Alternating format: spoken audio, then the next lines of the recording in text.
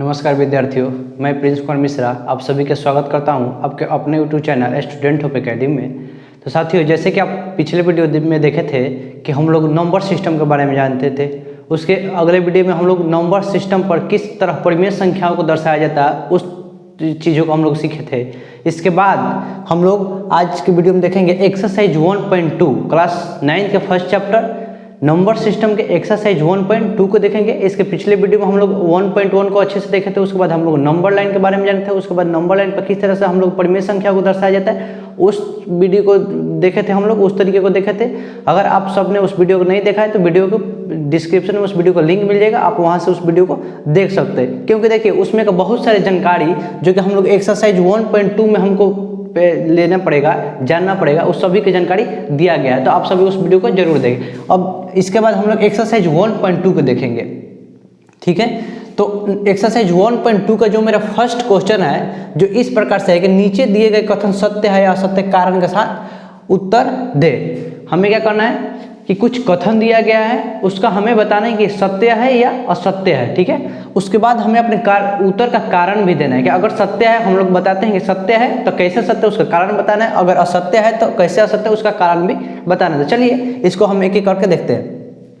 पहला है कि प्रत्येक अपरिमेय संख्या एक वास्तविक संख्या होती है। तो देखिए इस प्रकार के प्रश्न बनाने के लिए हमको संख्या के बारे में जानकारी होनी चाहिए। सबसे पहले कौन सा संख्या था, एक वास्तविक संख्या और अपरिमेय संख्या किसे कहते हैं। देखिए अपरिमेय संख्या अब वैसी संख्या जिसे हम p/q के रूप में लिख सके और जहाँ p और q = नहीं हो 0, उसे हम लोग क्या कह सकते हैं, अपरिमेय संख्या कह सकते हैं। दूसरी वास्तविक संख्या, वास्तविक संख्या किसे कहते हैं, तो परिमेय संख्या और अपरिमेय संख्या के संग्रह को यानी कि मेल को हम लोग क्या कहते हैं, वास्तविक संख्या यानी कि रियल नंबर कहते हैं। तो कह रहा है कि प्रत्येक अपरिमेय संख्या एक वास्तविक संख्या होती है। तो ये कथन बिल्कुल सत्य है, क्योंकि जो वास्तविक संख्या होती है वो परिमेय संख्या और अपरिमेय संख्या के संग्रहों से मिलकर बना होता है। तो लिखेंगे सत्य है, सत्य क्योंकि वास्तविक संख्याओं का संग्रह वास्तविक संख्याओं का संग्रह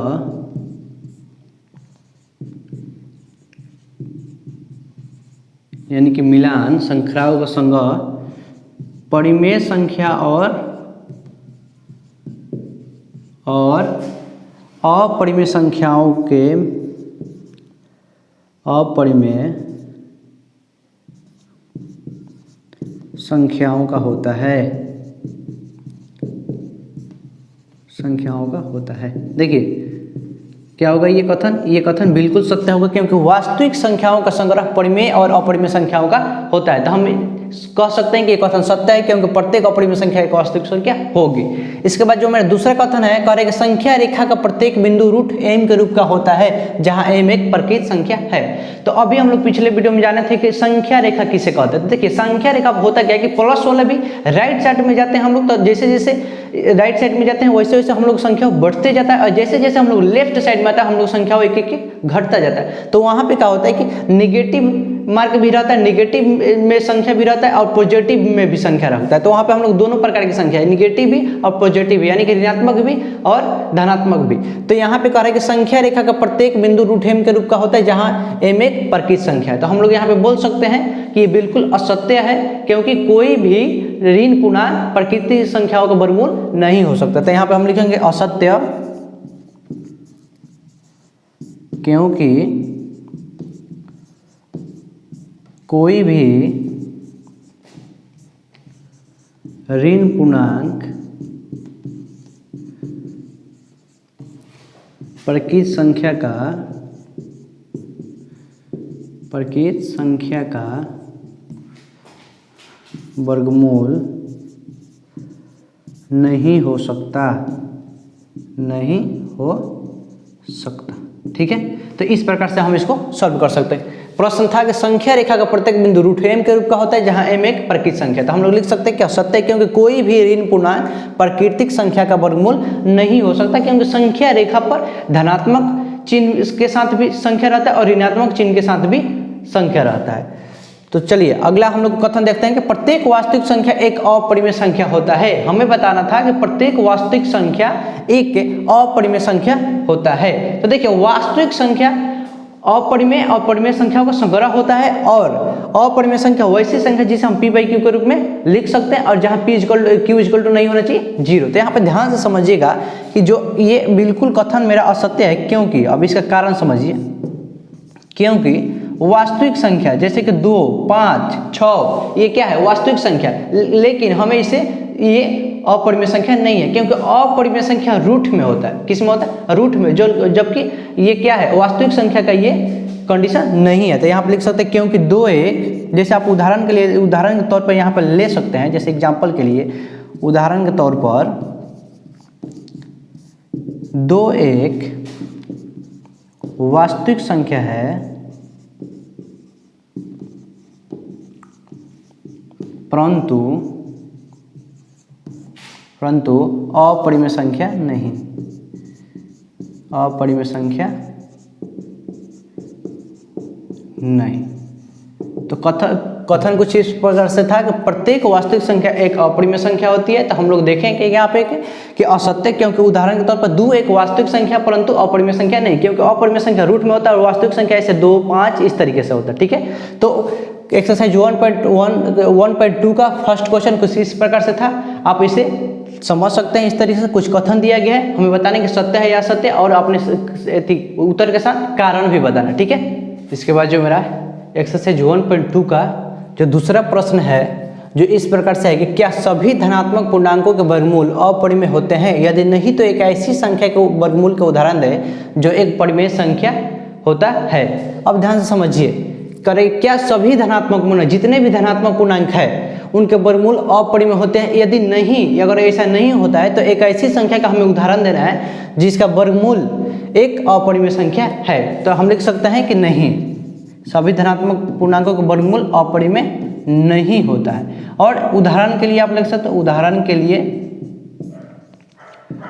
के लिए जैसे मान के चलिए रूट 16 ले लेते हैं। कितना लेते हैं? रूट 16। तो इसका वर्गमूल हम सभी जानते हैं कि 4 का प्लस 4 का वर्गमूल 16 होता है। ठीक है, जो कि एक परिमेय संख्या है, जो एक परिमेय संख्या है, जो एक परिमेय संख्या है। ठीक है, कोई यहाँ पे जरूरी नहीं कि आप रूट 16 ही ले सकते हैं, जैसे आप रूट 4 भी ले सकते हैं जिसका आ जाएगा वर्गमूल 9, जैसे कि आप रूट 9 ले सकते हैं जिसका वर्गमूल जो 3 का वर्गमूल होता है। ठीक है, ऐसे विभिन्न तरह के आप संख्या ले सकते हैं। हमें केवल ये बताना है कि क्या सभी धनात्मक पूर्णांकों के वर्गमूल अपरिमेय होते हैं? यदि नहीं तो एक ऐसी संख्या का उदाहरण देना है हमको जो एक परिमेय संख्या है। तो आप लोग यहाँ पे देख सकते हैं, हम 3 एग्जाम्पल दिए। रूट 16 ले सकते हैं जो 4 हो जाएगा, रूट 4 ले सकते हैं जो 2 हो जाएगा, रूट 9 ले सकते हैं जो 3 हो जाएगा। और ये जितनी भी संख्या हमको प्राप्त हो 4, 2, 3 ये सब परिमेय संख्या। ठीक है, तो इस प्रकार से आप एक्सरसाइज 1.2 का 2 नंबर का प्रश्न सॉल्व कर सकते हैं। ठीक है, जो मेरा क्लास 9 का फर्स्ट चैप्टर नंबर सिस्टम के एक्सरसाइज 1.2 का जो 3rd नंबर क्वेश्चन है, जो इस प्रकार से है कि संख्या रेखा पर रूट 5 को कैसे निरूपित किया जा सकता है। इसके पिछले वीडियो में हम आप सभी को जब बताए थे कि किस तरह से परिमेय संख्या को हम लोग अपरिमेय संख्या को किस तरीके से हम लोग संख्या रेखा पर निरूपित कर सकते हैं, उसमें भी हम आप सभी को बताए थे कि रूट 2 को, रूट 3 को, और वहीं पे हम लोग कहे थे कि रूट 5 को कैसे निरूपित किया जा सकता है। तो उसमें हम लोग देखते हैं रूट 2 को हम लोग दर्शाए थे संख्या रेखा पर, और रूट 3 को। इस वीडियो में हम जानेंगे इस पार्ट में कि रूट 5 को कैसे, इस एक्सरसाइज के 1.2 का 3rd नंबर प्रश्न है कि रूट 5 को हम लोग कैसे निरूपित किया जा सकता है। तो आपने उस वीडियो को नहीं देखा तो वीडियो का लिंक डिस्क्रिप्शन में मिल जाएगा, आप वहाँ से देख लीजिएगा। चलिए इस प्रश्न को देखते हैं। तो सबसे पहले पाइथागोरस प्रमेय से, इस प्रकार के प्रश्न करने के लिए हमें पाइथागोरस प्रमेय की जानकारी होना चाहिए। पाइथागोरस प्रमेय से, पाइथागोरस प्रमेय से हम लोग क्या जानते हैं? पाइथागोरस प्रमेय से सबसे पहले तो आप एक त्रिभुज का निर्माण कीजिए ताकि अच्छे से पाइथागोरस प्रमेय को समझ सकिए।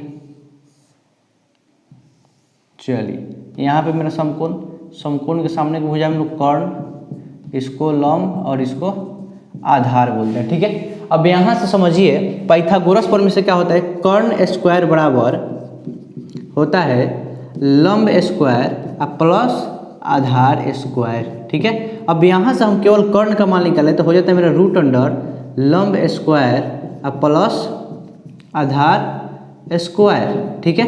अब यहाँ देखिए, यहाँ तो हमें √5 को देखना था, तो हम लोग पिछले कैसे √5 को तुरंत थे, √2 को √3 को तुरंत थे, इसमें √5 को। तो अब यहाँ पे देखिए कर्ण की जगह पर √5 बराबर कैसे लिख सकते हैं, √5 को 1 + 4 यानी कि √5 आ जाएगा मेरा, ठीक है।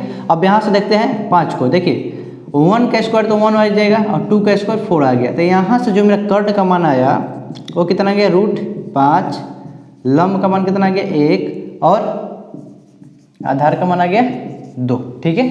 अब इसके बाद हमें कर्ण लंब आधार का मान पता चल गया। अब हमको संख्या रेखा पर √5 को दर्शाना है। देखिए एक संख्या रेखा बना लेंगे, ठीक है।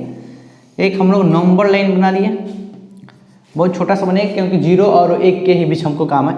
अब ध्यान से देखिए, जैसे जैसे संख्या रेखा पर हम लोग पता है कि राइट साइड जाते हैं हम लोग संख्या बढ़ते जाता है और लेफ्ट साइड जाते हैं घटते जाते हैं। इधर कोई हमें काम नहीं है, हम लोग 0 1 के बीच काम करेंगे। अब देखिए ध्यान से, अब हम क्या करेंगे, 0 और 1 मेरा क्या है, लंब 1 मीटर है। तो 1 मीटर की दूरी से यहाँ से हम लोग आप स्केल से घिस सकते हैं, लगभग मेरा यहाँ पे आएगा, ठीक है।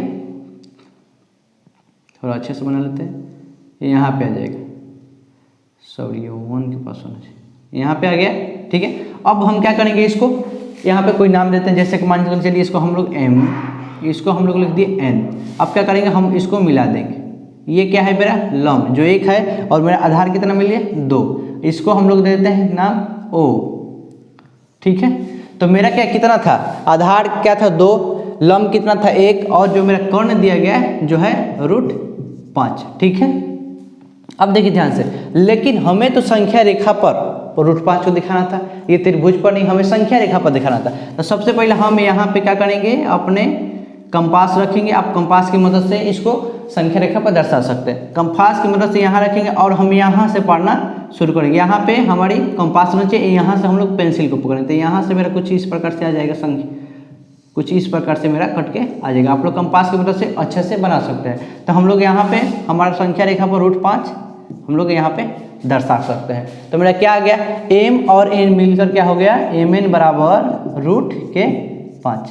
तो इस तरीके से हम लोग संख्या रेखा पर √5 को दर्शा सकते हैं। तो सबसे पहले क्या करना, पाइथागोरस प्रमेय से हमको पता कर लेना कि मेरा कर्ण का मान कितना है, लंब का मान और आधार का मान ज्ञात करना। उसके बाद एक सिंपल सा संख्या रेखा बना लेना, जिसपे जो संख्या जो लंब का मान है उसको रख दीजिएगा और जो आधार का मान है, यहाँ पे लंब का मान मेरा कितना था 1, ठीक है। जो आधार का मान आ गया आपका 2 और कर्ण का जो मान दिया है वो यहाँ पे लिख लेंगे, ठीक है। लेकिन हमें त्रिभुज में नहीं, हमें संख्या रेखा पर देना था। कंपास की मदद से हम यहाँ पे क्या रखेंगे, अपनी कंपास को रखेंगे और यहाँ पे पेंसिल से यहाँ से शुरू करेंगे। जहाँ पे आएगा कट लगभग यहाँ पे आएगा, आप कंपास की मदद से अच्छे से बना लीजिएगा और यहाँ पर हम लोग संख्या रेखा पर √5 को दर्शा सकते हैं, ठीक है।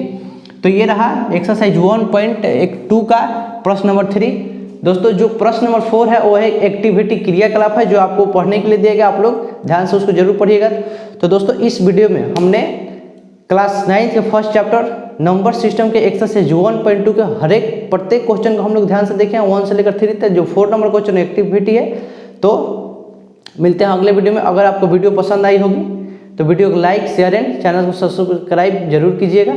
धन्यवाद।